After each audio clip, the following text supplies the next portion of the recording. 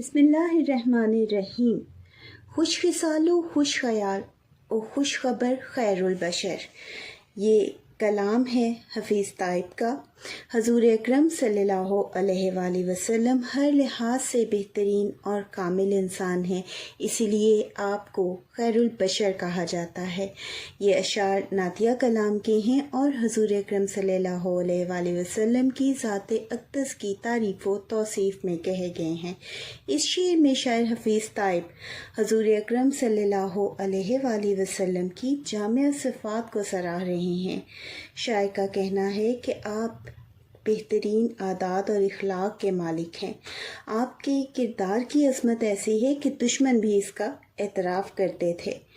آپ کے خیالات پاکیزہ، بلند اور حکمت سے بھرپور تھے آپ کے خیالات بہت بلند اور حکمت سے بھرپور تھے۔ آپ کی سوچ میں انسانیت کے لیے خیر و بھلائی تھی۔ آپ صلی اللہ علیہ وآلہ وسلم سچی خبر، وحی اور ہدایت لے کر آئے جو انسانیت کو اندھیرے سے نکال کر روشنی میں لے آئی، یعنی عرب میں جو جہالت اور کفر کے اندھیرے تھے ان کو دور کر کے روشنی لے آئی اور انسانیت کی خیر و بھلائی کا دور شروع ہوا۔ آپ صلی اللہ علیہ وآلہ وسلم کی نسبت بہترین اور پاکیزہ ہے۔ آپ یہاں پر آپ صلی اللہ علیہ وآلہ وسلم کی نسبت کا حوالہ بھی دے رہے ہیں۔ آپ صلی اللہ علیہ وآلہ وسلم کی اصل فطرت پاکیزہ ہے۔ آپ ازل ہی سے صادق اور امین ہے اور رحمت کے پیکر ہیں، یعنی جب آپ صلی اللہ علیہ وآلہ وسلم نبوت کے فرائض پر فائز نہیں ہوئے تھے تب بھی آپ کا عمل اور کردار کیسا تھا؟ آپ صادق تھے، آپ امین تھے اور لوگ آپ کو اسی حوالے سے جانتے تھے۔ آپ رحمت کا پیکر تھے کہ آپ جو تھے سب پر رحم کرتے، یہ آپ کے کردار کا ایک نمایاں پہلو تھا۔ آپ صلی اللہ علیہ وآلہ وسلم کا ظاہری جمال بھی بے مثال تھا۔ آپ کا چہرہ انور حسن و نور کا پیکر تھا جسے دیکھنے والا پہلی نظر میں ہی متاثر ہوتا۔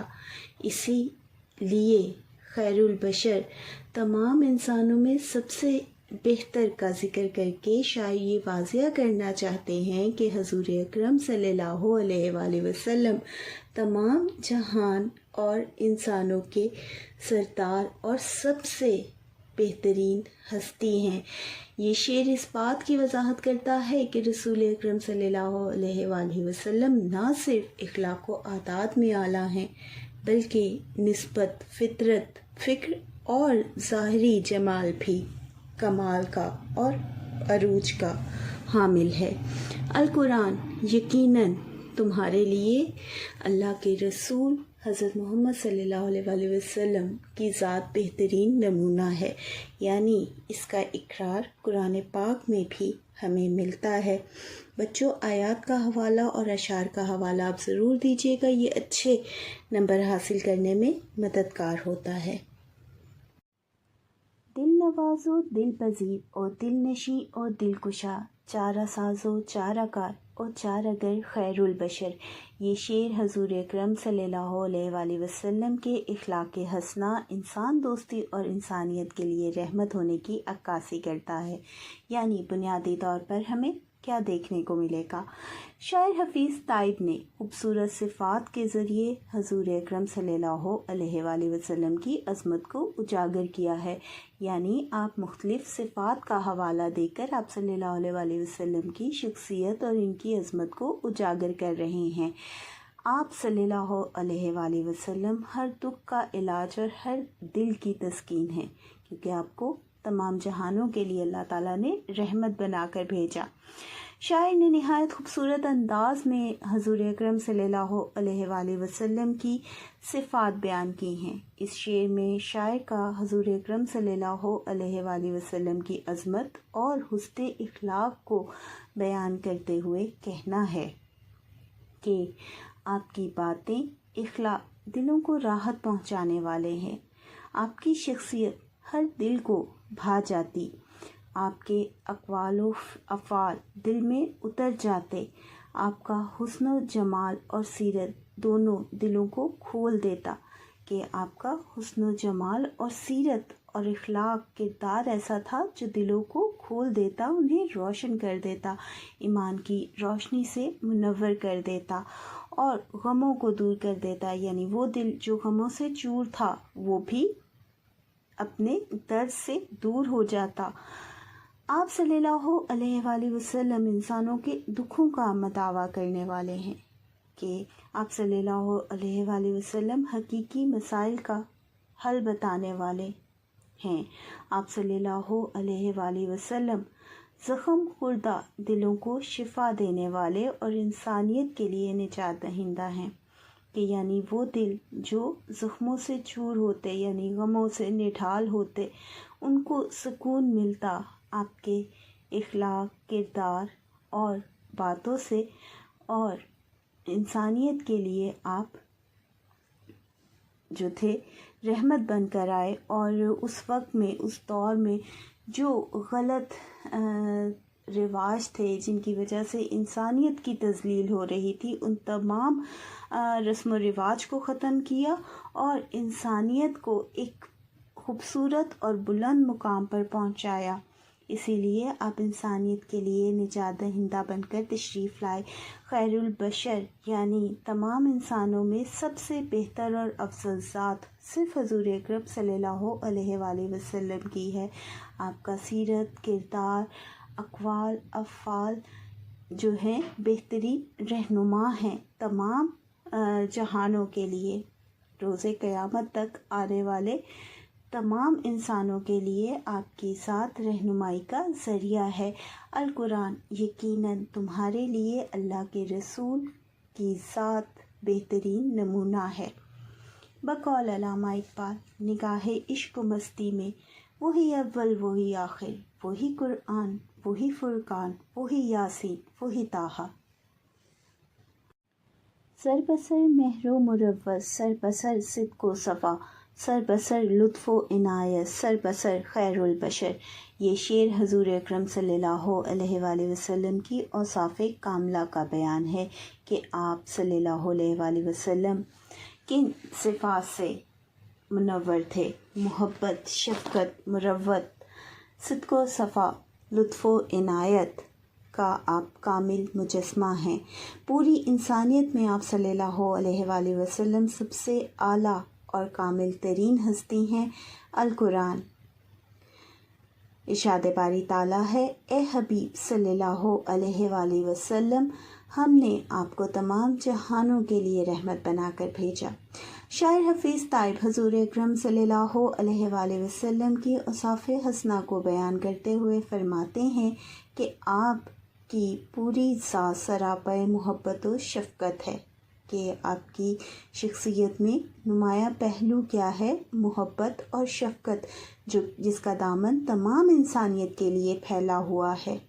آپ صلی اللہ علیہ وآلہ وسلم کی حیات طیبہ مروت، خیر خواہی اور دوسروں کے لیے ہمدردی سے بھری ہوئی ہے. اگر آپ صلی اللہ علیہ وآلہ وسلم کے کردار کا جائزہ لیا جائے تو اس میں نمایاں پہلو ہمیں کیا نظر آئے گا؟ سب کی خیر خواہی، دوسروں کے لیے ہمدردی، ایسی ہمدردی جس کا دامن ہر ایک کے لیے پھیلا ہوا ہو. آپ صلی اللہ علیہ وآلہ وسلم کا ہر عمل صداقت اور پاکیزگی کا آئینہ دار ہے. نہ صرف یہ کہ آپ صلی اللہ علیہ وآلہ وسلم سچائی کے پیکر تھے، صادق اور امین تھے، بلکہ دل کی صفائی اور پاکیزہ کردار کے بھی کامل نمونہ. اسی طرح آپ صلی اللہ علیہ وآلہ وسلم کی ذات سراپے لطف و کرم ہے. آپ صلی اللہ علیہ وآلہ وسلم کی عنایت اور مہربانی سب کے لیے عام تھی، یعنی اس کا دامن سب پر پھیلا ہوا تھا. امیر ہو یا غریب، سب کے لیے آپ صلی اللہ علیہ وآلہ وسلم رحمت بن کر آئے. یعنی اگر انسانیت کا مطالعہ کیا جائے تو حضور اکرم صلی اللہ علیہ وآلہ وسلم خیر البشر یعنی تمام انسانوں کے لیے بہترین اور اعلیٰ ترین ہیں. بقول شاعر، وہ نبیوں میں رحمت لقب پانے والا، مرادیں غریبوں کی برلانے والا. صاحب خلق عظیم و صاحب لطف امین، صاحب حق صاحب شک القمر خیر البشر. اس شعر میں شاعر نے نبی کریم صلی اللہ علیہ وسلم کی جامع اور کامل شخصیت کا نقشہ کھینچا ہے کہ آپ کس قدر مکمل شخصیت کے حامل ہیں، کہ آپ صلی اللہ علیہ وسلم کے اخلاق بلند ترین معیار پر ہیں، آپ کی رحمت سب پر عام ہے، آپ حق کے علم بردار ہیں، آپ کے ہاتھ پر بڑے بڑے معجزات ظاہر ہوئے۔ شق القمر، یہاں پر اس معجزے کا حوالہ دیا گیا ہے، اور آپ صلی اللہ علیہ وسلم تمام بنی نوع انسانی سے افضل اور برتر ہیں۔ یہ اشعار حضور اکرم صلی اللہ علیہ وآلہ وسلم کی عظمت و رفعت اور آپ کی بے مثال صفات کی عکاسی کرتا ہے، کہ یعنی بنیادی طور پر ہمیں کیا دیکھنے کو ملے گا؟ آپ کی بے مثال صفات ہمیں اس شعر میں دیکھنے کو ملیں گی۔ صاحب خلق عظیم، یہ اشارہ ہے قرآن پاک کی اس آیت کی طرف۔ ترجمہ، اور آپ صلی اللہ علیہ وآلہ وسلم اخلاق کے اعلیٰ ترین مرتبے پر فائز ہیں۔ آپ صلی اللہ علیہ وآلہ وسلم کی سیرت سراپائے عدل و رحم، انصاف، حلیم، صداقت کا پیکر ہے، کہ آپ سچے، رحم کرنے والے، انصاف کرنے والے اور سراپائے رحمت ہیں۔ آپ صلی اللہ علیہ وآلہ وسلم کی رحمت اور شفقت کسی ایک قوم، کسی ایک طبقے تک محدود نہیں، بلکہ پوری انسانیت، بلکہ تمام مخلوقات کے لیے عام ہے۔ قرآن پاک میں ارشاد ہوا، القرآن، اور یقیناً آپ صلی اللہ علیہ وآلہ وسلم کو تمام جہانوں کے لیے رحمت بنا کر بھیجا گیا۔ آپ صلی اللہ علیہ وآلہ وسلم کی ہر بات، ہر عمل اور ہر فیصلہ حق و انصاف پر مبنی ہے۔ مزید شاعر حفیظ طیب نے اس مشہور معجزے کی طرف اشارہ کیا ہے، اور اشارہ کرتے ہوئے آپ فرماتے ہیں، جب کفار کے مقابلے پر حضور اکرم صلی اللہ علیہ وآلہ وسلم نے چاند کے 2 ٹکڑے کر دکھائے اور یہ معجزہ شق القمر کے نام سے معروف ہوا، خیر البشر یعنی آپ صلی اللہ علیہ وآلہ وسلم ہی وہ ہستی ہیں جو انسانیت کے لیے رہنمائی اور سب سے اعلیٰ درجے پر فائز ہے۔ کارزار دہر میں وجائے ظفر وجائے سکون، عرصۂ محشر میں وجائے درگزر خیر البشر، یعنی دنیا و آخرت میں کامیابی کا ذریعہ آپ صلی اللہ علیہ وآلہ وسلم کی ذات اور آپ صلی اللہ علیہ وآلہ وسلم کی تعلیمات ہے۔ بنیادی پہلو ہمیں یہاں یہ دیکھنے کو ملے گا۔ دنیا میں کامیابی اور سکون حضور اکرم صلی اللہ علیہ وآلہ وسلم کی وجہ سے ہے، اور قیامت کے دن بخشش اور نجات بھی انہی کے وسیلے سے ملے گی۔ آپ یہاں پر یہ حوالہ پیش کر رہے ہیں۔ اس شعر میں شاعر نے حضور اکرم صلی اللہ علیہ وآلہ وسلم کی 2 جہان میں رحمت اور عظمت کو نمایاں کیا ہے، کہ بنیادی طور پر ہمیں کیا دیکھنے کو مل رہا ہے، کہ 2 جہان میں آپ صلی اللہ علیہ وآلہ وسلم کی رحمت اور عظمت کس مقام پر ہے، ہمیں یہ حوالہ دیکھنے کو مل رہا ہے۔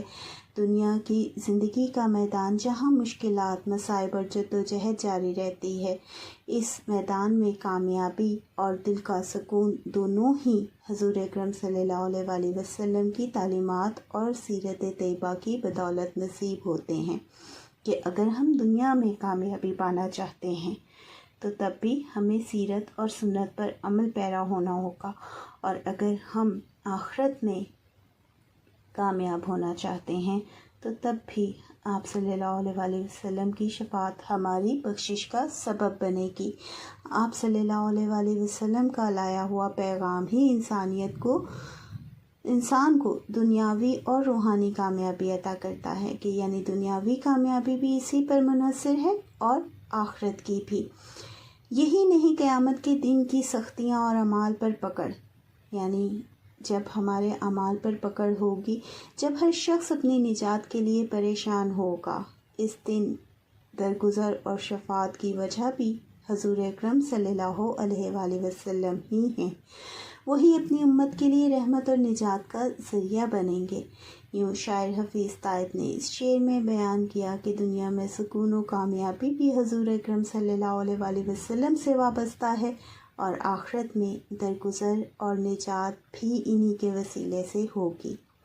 بقول سید نفیس شاہ: تیرا سکہ رواں کل جہاں میں ہوا، اس زمیں میں ہوا، آسماں میں ہوا، کیا عرب کیا عجم سب ہے زیر نگیں، تجھ سا کوئی نہیں، تجھ سا کوئی نہیں۔ رونما کب ہوگا راہ زیست پر منزل کا چاند، ختم کب ہوگا اندھیروں کا سفر خیر البشر۔ اس شعر میں شاعر حفیظ طیب نے اندھیروں سے نجات اور زندگی کے سفر کی روشنی کے ظہور کو حضور اکرم صلی اللہ علیہ وآلہ وسلم کی ذات اور آپ کی تعلیمات سے وابستہ کیا ہے کہ دنیا میں نجات اور دنیا کے اندھیرے اور دنیا کے سفر میں کامیابی کیسے ممکن ہے۔ آپ صلی اللہ علیہ وآلہ وسلم وہ چاند ہیں جو دنیا کے سفر میں ہماری رہنمائی فرماتے ہیں۔ اس شعر میں شاعر نے زندگی کو ایک سفر اور مشکلات کو اندھیروں سے تشبیہ دی ہے۔ انسان کی زندگی میں دکھ، غم، کرب اور مصائب ایسے ہیں جیسے اندھیری رات کا سفر ہو، کہ یہ زندگی تو ایسی ہے جیسے اندھیری رات کا سفر ہے، کیونکہ اس میں اتنے غم ہے، کرب ہے، مصائب ہیں۔ ان کا حوالہ پیش کرتے ہوئے آپ تشبیہ دے رہے ہیں اندھیروں سے۔ ان مشکلات کے بیچ شاعر امید لگائے بیٹھے ہیں کہ کوئی روشنی نمودار ہو، کوئی منزل کا نشان دکھائی دے۔ منزل کا چاند سے مراد حضور اکرم صلی اللہ علیہ وآلہ وسلم کی ذات اقدس ہے۔ جیسے اندھیری رات میں چاند راستہ دکھاتا ہے، ویسے ہی آپ صلی اللہ علیہ وآلہ وسلم کی تعلیمات اور سیرت انسان کو منزل حق کی راہ دکھاتی ہے۔ شاعر دراصل یہ سوال اٹھا رہا ہے کہ کب وہ وقت آئے گا۔ اب یہاں پہ وہ سوال کیا اٹھا رہے ہیں اسے ہم سمجھیں گے، جب نبی پاک صلی اللہ علیہ وآلہ وسلم کی تعلیمات پر پوری طرح سے عمل ہوگا، کہ وہ وقت کب آئے گا جب ہم سیرت اور سنت کو اپنائیں گے، جب ظلم، جبر اور گمراہی کے اندھیرے ختم ہوں گے۔ زندگی میں مشکلات بھی اسی وجہ سے ہے کہ ہم ان تعلیمات کو فراموش کر گئے ہیں اور ظلم اور جبر اور گمراہی کے اندھیروں میں گم ہو گئے ہیں، اور دنیا روشنی اور سکون سے بھر جائے گی۔ کہ وہ وقت کب آئے گا جب ہم سنت کو اپنائیں گے اور ہماری زندگی اور دنیا روشنی اور سکون سے بھر جائے گی۔ القرآن: اور آج ہم نے تم پر تمہارا دین اسلام مکمل کر دیا۔ یہ شعر نعتیہ عقیدے کا مظہر ہے، جس میں شاعر نے اندھیروں سے نجات اور زندگی کے سفر میں روشنی کے ظہور کو حضور اکرم صلی اللہ علیہ وآلہ وسلم کی ذات اور آپ صلی اللہ علیہ وآلہ وسلم کی تعلیمات سے وابستہ کیا ہے۔ بقول سید نفیس شاہ: کوئی بتلائے کسے سراپا لکھوں، کوئی ہے وہ کہ میں جس کو تجھ سا کہوں، توبہ توبہ نہیں کوئی تجھ سا نہیں، تجھ سا کوئی نہیں، تجھ سا کوئی نہیں۔ کب ملے گا ملت بیضا کو پھر اوج کمال، کب شب حالات کی ہوگی سحر خیر البشر۔ اس شعر میں شاعر امت مسلمہ کو بیداری کی طرف متوجہ کر رہے ہیں کہ اصل عروج اور اندھیروں سے نجات صرف حضور اکرم صلی اللہ علیہ وآلہ وسلم کی سیرت و سنت پر عمل پیرا ہو کر ممکن ہے۔ شاعر حفیظ طیب اس شعر میں ملت اسلامیہ، ملت بیضا کی زبوں حالی پر افسوس کا اظہار کر رہے ہیں۔ ملت بیضا سے مراد امت مسلمہ ہے، جو کبھی علم، تہذیب، اخلاق، عدل و انصاف کے اعتبار سے دنیا کی رہنما تھی۔ کب تھی؟ جب آپ صلی اللہ علیہ وآلہ وسلم کی تعلیمات پر عمل پیرا تھی۔ ان کی تعلیمات ید بیضا کی طرح روشن تھیں، کہ وہ تعلیمات ایسے تھیں جیسے وہ معجزہ روشن تھا۔ اسی طرح آپ صلی اللہ علیہ وآلہ وسلم کی تعلیمات ایسی روشن تھیں جیسے وہ معجزہ ہو اور دنیا کو روشن کر رہی تھیں۔ لیکن اب ان تعلیمات کو چھوڑنے کی وجہ سے یہ قوم پستی اور زوال کا شکار ہے۔ شاعر سوالیہ انداز میں کہتے ہیں کہ امت کو دوبارہ کب وہی عروج اور وہی کمال نصیب ہوگا جو اسے رسول اکرم صلی اللہ علیہ وآلہ وسلم کے زمانے اور خلفاء کے دور میں حاصل ہوا۔ مزید شاعر موجودہ حالات کو شبِ حالات یعنی اندھیروں بھری رات سے تعبیر کرتے ہیں کہ آج جو زندگی کے حالات ہیں وہ اندھیروں بھری رات ہے، کیونکہ اس میں نبی پاک صلی اللہ علیہ وآلہ وسلم کی تعلیمات کی روشنی نہیں ہے کہ یہ اندھیری رات کب ختم ہوگی اور کب صبح امید اور اجالا نصیب ہوگا، جو دراصل حضور اکرم صلی اللہ علیہ وآلہ وسلم کی تعلیمات اور سیرت پر عمل کے ذریعے ممکن ہے۔ کب امت مسلمہ اپنی اقدار اور اسلامی تعلیمات سے جڑیں گی، کہ کب وہ وقت آئے گا کہ واپس امت مسلمہ اپنی اقدار اور اسلامی تعلیمات سے جڑ جائیں اور اپنا کھویا ہوا مقام اور وقار دوبارہ حاصل کر لیں، پھر عدل و انصاف ہو، ظلم و جبر ختم ہو اور ہر طرف خوشی اور خوشحالی کا دور ہو۔ بقول قوم مذہب سے ہے مذہب جو نہیں تم بھی نہیں، جذبِ باہم جو نہیں محفل انجم بھی نہیں۔ در پہ پہنچے کس طرح وہ بے نوا بے بال و پر، ایک نظر تائب کے حالات زار پر خیر البشر۔ یہ شعر حضور اکرم صلی اللہ علیہ وآلہ وسلم کی شفاعت، ان کی کرم نوازی اور ان کی رحمت بھری توجہ کے طلبگار بندے کے جذبات کو بیان کرتی ہے، یعنی حفیظ طیب کے جذبات کو بیان کر رہا ہے جو سراپا ندامت اور بے بسی کے عالم میں آقا کے در پر فریاد کرتا ہے۔ یہ شعر عقیدت اور ندامت کے جذبے سے بھرا ہوا ہے۔ شاعر کا کہنا ہے کہ ایک گناہ گار بے سر و سامان یعنی نیک اعمال، بے سر و سامانی نیک اعمال اور بے وسیلہ شخص کس طرح آقا دو جہاں کے در پر حاضر ہو، یعنی اسے کعبہ کی زیارت نصیب ہو۔ اس کے پاس نہ کوئی سہارا ہے، نہ کوئی وسیلہ، نہ کوئی طاقت یا پرواز کرنے کے لیے، پر کہ ان کے پاس اعمال کی روشنی نہیں ہے۔ اصل میں آپ حفیظ طیب جو ہیں یہاں پر اپنے گناہوں پر شرمندہ ہیں اور اپنی عاجزی کا اظہار کر رہے ہیں۔ وہ سراپا بے کسی اور ندامت کی حالت میں ہیں۔ ایسے میں شاعر بارگاہ رسالت میں فریاد کرتے ہیں کہ آپ صلی اللہ علیہ وآلہ وسلم اپنے رحمت اور کرم کی نظر تائب و شرمندہ بندے پر ڈال دیں، کہ آپ صلی اللہ علیہ وآلہ وسلم کی نظر جب اس شرمندہ اور گناہ گار بندے پر ڈلے گی تو ان کے گناہوں کا بوجھ ختم ہو جائے گا۔ یہ شعر عاجزی کا اظہار ہے اور نبی پاک صلی اللہ علیہ وآلہ وسلم کی رحمت اور محبت کا اور ان کی شفاعت کا اقرار ہے، کیونکہ آپ صلی اللہ علیہ وآلہ وسلم کی ایک کرم بھری گناہوں کے بوجھ کو ہلکا کر کے توبہ اور قبولیت اور بخشش دیتی ہے اور نا امیدی کو امید میں بدل دیتی ہے۔ بقول اقبال جہنم بھلا سرد کیوں نہ ہوگا کہ محو دعا ہیں ہمارے محمد۔ یہ شعر ایک بے بس اور نادم انسان کی کیفیت کو ظاہر کرتا ہے جو حضور اکرم صلی اللہ علیہ وآلہ وسلم کی بارگاہ میں کرم اور شفاعت کی نظر کا طلبگار ہے تاکہ اس کے گناہ معاف ہوں اور دل کو سکون ملے۔